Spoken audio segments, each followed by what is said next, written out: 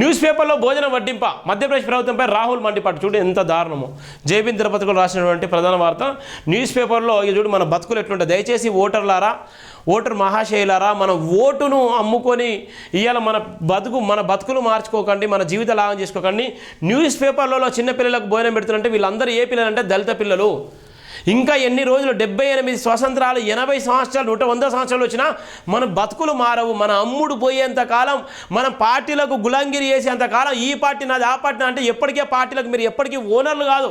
SC ST BC మైనార్టీలారా, ఎప్పటికీ మీరు ఓనర్లు గారు. ఎప్పటికీ మీరు గల్లాలు నింపేసుకొని, మీరు బట్టలు నింపేసుకొని వీడు నా పార్టీ నాయకుడు, వీడు నావోడు, ఈడు నావోడు అని ఎప్పుడు కూడా మొత్తుకోకండి. మిమ్మల్ని ఎప్పటికైనా కూడా బానిసలాగానే చూస్తారు. రాసి పెట్టుకోండి. మీకు పదవులు ఇచ్చినా మీ బానిస పదవులే, మీకు ఎమ్మెల్యేలు ఎంపీలు అయినా మీరు బానిసలే. ఇవాళ చూడండి ఏ విధంగా ఉందో. న్యూస్ పేపర్లో భోజనం వడ్డింపు.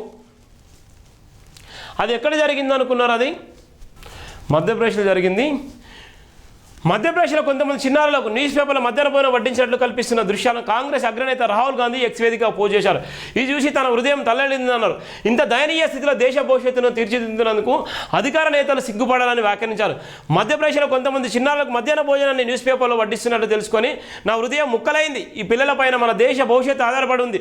కానీ వారికి కనీస గౌరవం దక్కడం లేదు. అక్కడ అభివృద్ధి అంతా భ్రమే. వ్యవస్థలను గుప్పిట్లో పెట్టుకొని అధికారంలోకి వస్తున్నారు.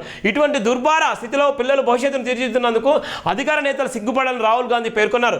షోపర్ జిల్లాలోని ఓ పాఠశాలలో ఈ వీడియో తీసినట్టు సమాచారం. ఈ వివరం కాస్త నెట్టిట వైరల్గా మారింది. ఇన్ఛార్జి ప్రిన్సిపల్పై ఉన్నతాధికారులు సస్పెన్షన్ వేటు వేసినట్టు తెలుస్తుంది. స్వయం సహాయక సిబ్బంది సేవలను నిలిపివేశారు. నెటిజన్లు దీన్ని ఖండించారు. మధ్యాహ్న భోజనం అనేది పిల్లల హక్కు అని పేర్కొన్నారు. పోషకాహారం పేరిట అనారోగ్యాన్ని వడ్డిస్తున్నారంటే విమర్శించిన నేపథ్యం కూడా మనం చూస్తున్నాం. చూడు ఎంత దారుణమో, ఏమైపోయిందో చూడండి. ఎంత దారుణంగా ఉన్నదో మనం చూస్తున్నాం. ఎటుపోతుంది, ఏమైపోతుందో చూడడానికి ఇది ఒక ఉదాహరణ. దయచేసి మనం మోసపోకండి.